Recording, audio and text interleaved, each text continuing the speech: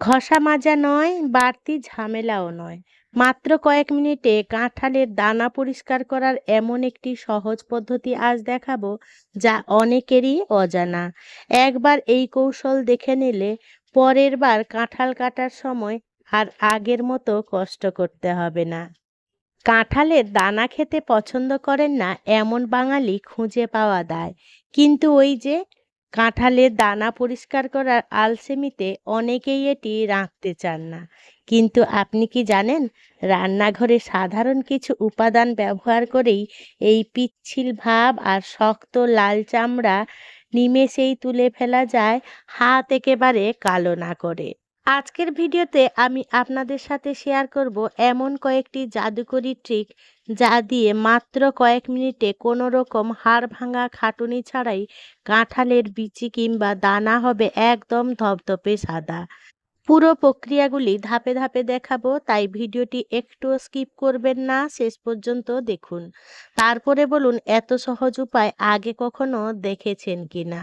তো চলুন শুরু করা যাক।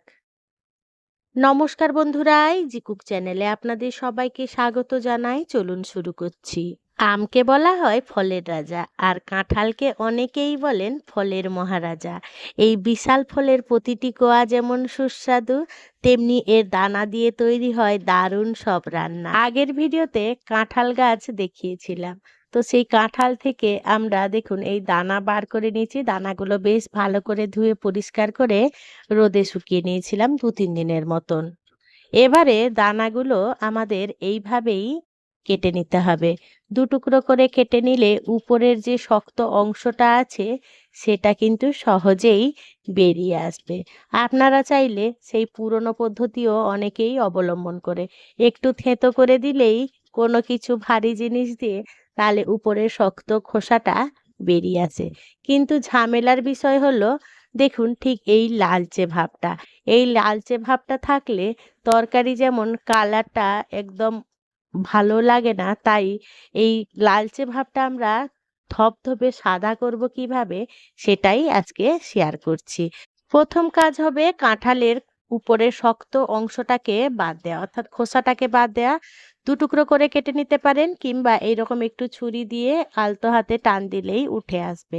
বা আগেও বললাম, একটা ভারী জিনিস দিলে থেতো করে দিলেও খুব সহজভাবে উঠে আসে। তবে আমাদের রান্নার জন্য গোটা গোটা কাঁঠাল দানার ব্যবহার হয়, তাই দেখুন আমি এই রকম কয়েকটা দানা টুকরো করে নিয়েছি মাঝখান থেকে, আবার উপর থেকে একটু ছুরি দিয়ে ছুলে নিয়েছি, তো শক্ত অংশটা বাদ দিয়ে নিয়ে চলে এসেছি। দেখুন সমস্ত কাঁঠাল দানা আমি পরিষ্কার করে নিয়েছিলাম। আমি এখানে দুটো পদ্ধতি বলে দিলাম, আপনাদের যেটা সুবিধা হবে সেই পদ্ধতি অনুযায়ী উপরের খোসাটা ছাড়িয়ে নেবেন। তো ছাড়ানো হয়ে গেলে প্রথমে আমরা একটা বড় বাটিতে জল নিয়ে নেব, দিয়ে এই কাঁঠাল দানাগুলোকে বেশ ভালো করে ধুয়ে পরিষ্কার করে নিতে হবে।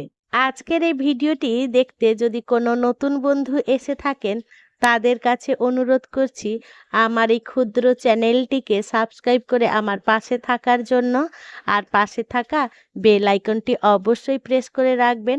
যখন আমি নিত্য নতুন কোনো রেসিপি দেবো কিংবা দরকারি সব কিচেন টিপস দেবো, সবার আগে খুব সহজেই নোটিফিকেশান আপনাদের কাছে পৌঁছে যাবে। কথা বলতে বলতে 3-4 বার মতন জল পাল্টে পাল্টে আলতো হাতে ঘষে ঘষে কাঁঠাল দানাগুলোকে পরিষ্কার করে নিয়েছিলাম। এবারে দেখুন একটা ঝুড়িতে জল ঝরতে দিয়ে দিয়েছি। এবারে শুরু করা যাক প্রথম টেকনিক। তার জন্য গ্যাসে কড়াই বসিয়ে দিয়েছি। কড়াইতে পরিমাণ মতন জল নিয়ে নেব, অর্থাৎ আপনারা যে পরিমাণ কাঁঠাল দানা পরিষ্কার করবেন সেই পরিমাণ অনুযায়ী জলটা নিয়ে নেবেন। আমি আমার মতন জল নিয়ে নিয়েছি।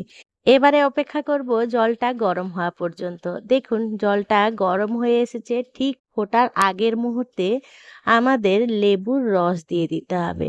আমি এখানে একটা লেবুর রস দিয়ে দিচ্ছি পুরোটাই। আপনারা আপনাদের দানার পরিমাণ অনুযায়ী সেইভাবে লেবুর রসটা মিশিয়ে নেবেন।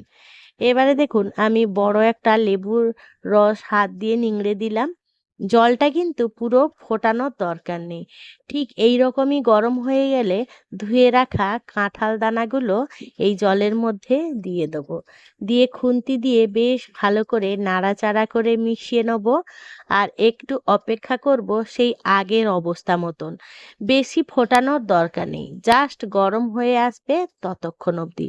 এবারে এটাকে ঢাকা চাপা দিয়ে রেখে দেবো আর গ্যাসের ফ্লেম অফ করে দেবো। যতক্ষণ না জল ঠান্ডা হচ্ছে ততক্ষণ কিন্তু অপেক্ষা করতে হবে। দেখুন জল যতক্ষণে ঠান্ডা হয়ে গেছে ততক্ষণ পর ফিরে এলাম। দেখুন কাঁঠাল দানাগুলো একদম ইজিলি উপরে খোসাগুলো কি সুন্দর উঠে আসছে। এইভাবে হাত দিয়ে একটু প্রেস করে করে দিলেই কাঁঠাল দানাগুলো খুব সহজেই পরিষ্কার হয়ে যাবে।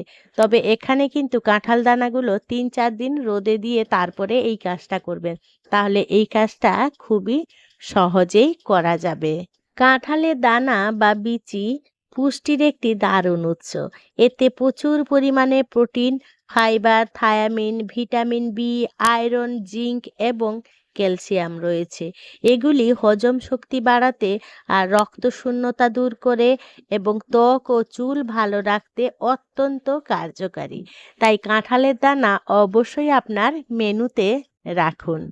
তো এই টেকনিকটা ফলো করে আপনি কাঁঠাল দানা একেবারেই পরিষ্কার করে নিতে পারেন কোনো রকম ঝামেলা ছাড়া। এবারে চলুন দ্বিতীয় টেকনিকটা দেখাই। এই ভিজিয়ে রাখা কাঁঠাল দানাগুলোকে এইরকম একটা কৌটোতে ভরে নেবেন। আপনাদের কৌটোর সাইজ অনুযায়ী সেই রকমই নেবেন, তবে পুরোপুরি ভর্তি করবেন না। অল্প একটু ফাঁকা রেখে সেইভাবে এই কাঁঠাল দানাগুলোকে নিয়ে নিতে হবে। দেখুন এইরকম আমি ফাঁকা রেখেছি। এবারে ঢাকাটা খুব সুন্দরভাবে টাইট করে লাগিয়ে দিতে হবে। এবারে এই কৌটোটাকে বেশ ভালো করে ঝাঁকাতে হবে মিনিট খানেক। মিনিট খানেক ঝাঁকালেই এর থেকে খোসাগুলো আপনা আপনি খুলে আসবে। তো এইটা হলো সেকেন্ড টেকনিক। তবে এই টেকনিকটা না অনেকের কাছে ভাইরাল। তবে আমি এই টেকনিকটা ফলো করে কোনো রকম সুলভ ফল পাইনি। তবে আপনারা পাবেন কিনা আমি সেটা বলতে পারছি না। তবে কিছুটা উঠেছিল। দেখুন আমি আপনাদেরকে দেখিয়ে দিচ্ছি। একটু একটু উঠেছিল জাস্ট, কিন্তু এর রেজাল্ট খুব একটা ভালো পাইনি। তাই আপনাদের সামনে অনেস্টেই আমি এই কথাটাই শেয়ার করলাম। দেখুন যেমনকার খোসা তেমনিই আছে, জাস্ট একটু একটু আমাদের খোসাগুলো পরিষ্কার হয়েছে। আপনারা কি এই টেকনিক আগে ফলো করেছেন? যদি ফলো করে থাকেন তাহলে আপনাদের কি রেজাল্ট হলো সেটা কিন্তু আমাকে কমেন্টে জানাতে একেবারেই ভুলবেন না। এবারে তৃতীয় যে টেকনিকটা দেখাচ্ছি আপনাদেরকে সেটা হলো গরম জলে বেকিং সোডা দিয়ে আধা ঘন্টা মতন ভিজিয়ে রাখার পর কাঁঠাল দানাগুলোকে এরকম হাতে ঘষে ঘষে দিলে সুন্দরভাবে খোসাগুলো উঠে আসে। এটা কিন্তু ভালোই রেজাল্ট পেয়েছিলাম। তবে এই টেকনিকটা আপনারা ফলো করে দেখতে পারেন। দেখুন এইভাবে হাত দিয়ে যদি একটু ঘষে ঘষে আহ, খোসাগুলো যদি ছাড়িয়ে নেওয়া যায় আর জল পাল্টে পাল্টে ধুয়ে পরিষ্কার করে নিলেই অনেকটাই কাঁঠাল দানা পরিষ্কার হয়ে যায়। তো এই টেকনিকটা আপনারা অবশ্যই ফলো করতে পারেন। যে সকল বন্ধুরা আমার সাথে থেকে পাশে থেকে এ পর্যন্ত আমার ভিডিওটি দেখছেন তাদেরকে জানাচ্ছি অসংখ্য অসংখ্য ধন্যবাদ। আচ্ছা বন্ধুরা, আপনারা এ পর্যন্ত কাঁঠালের দানা পরিষ্কার করার জন্য কোন টেকনিকটা ব্যবহার করতেন সেটা কিন্তু আমাকে কমেন্টে জানাতে একেবারেই ভুলবেন না। এবারে চলুন লাস্ট টেকনিকটা আপনাদের শেয়ার করছি। এবারে কাঁঠাল দানা সামান্য একটু গরম জলে ভিজিয়ে রেখে আমাদের বাসন মাজা যে এই জালিগুলো হয় না, এইগুলো দিয়ে জাস্ট হালকা করে ঘষে দেবেন। দেখবেন তাতে খুব সুন্দরভাবে কাঁঠাল দানাগুলো পরিষ্কার হয়ে যায়। একদম সহজ পদ্ধতি। এটা কিন্তু ভীষণই কার্যকরী। আপনারা এই পদ্ধতিটাও অবলম্বন করে দেখতে পারেন। বন্ধুরা, আজকের এই কতগুলো কাঁঠাল দানা পরিষ্কার কৌশলগুলো আপনাদের সামনে শেয়ার করলাম। তো কোন কৌশলটা আপনাদের সবচেয়ে বেশি কার্যকারী মনে হলো সেটা কিন্তু কমেন্টে জানাতে একেবারেই ভুলবেন না। আশা করি আজকের এই সহজ কৌশলগুলো আপনাদের সত্যিই কাজে লাগবে। আর যদি আমার এই ভিডিওটি কোনো অংশে একটুও ভালো লেগে থাকে তাহলে ছোট্ট একটা লাইক করে দেবেন। আপনাদের এই ছোট্ট ছোট্ট লাইক আমাকে অনেক ইন্সপায়ার করে নিত্য নতুন রেসিপি কিংবা এই রকম সহজ কিচেন টিপস বানাতে। আর যদি খুব বেশি ভালো লেগে থাকে বন্ধু বান্ধব কিংবা প্রিয়জনদের সাথে শেয়ার করে তাদেরও দেখার সুযোগ করে দেবেন। এবং আপনারা কমেন্টে জানান আপনি আগে এই পদ্ধতি জানতেন নাকি আজই প্রথম দেখলেন। সেই মহামূল্যবান মন্তব্যটা কিন্তু কমেন্টে জানাতে একেবারেই ভুলবেন না। দেখুন এইসব টেকনিক লাগিয়ে আমি কাঁঠাল দানাগুলোকে খুব সুন্দরভাবে পরিষ্কার করে নিয়েছিলাম। দেখুন কতটা একদম সাদা ধপধপে হয়েছে, একদম ন্যাচারাল কালার। আপনারা এইভাবেই পরিষ্কার করবেন। আর আপনারা এইভাবে রেজাল্ট পেয়েছেন কিনা আমাকে অবশ্যই জানিয়ে বলে যাবেন যে আমার এই টেকনিকগুলোর মধ্যে কোন টেকনিকটা আপনাদের কাজে লেগেছে। বন্ধুরা, আমার সাথে থেকে পাশে থেকে এই কাঁঠাল দানার পরিষ্কার করার পদ্ধতিটি দেখার জন্য আপনাদের সকলকে জানাই অসংখ্য অসংখ্য ধন্যবাদ। আপনারা ভালো থাকবেন, সুস্থ থাকবেন। দেখা হবে পরের কোনো এই রকম নতুন নতুন টিপসের ভিডিও কিংবা রেসিপিতে।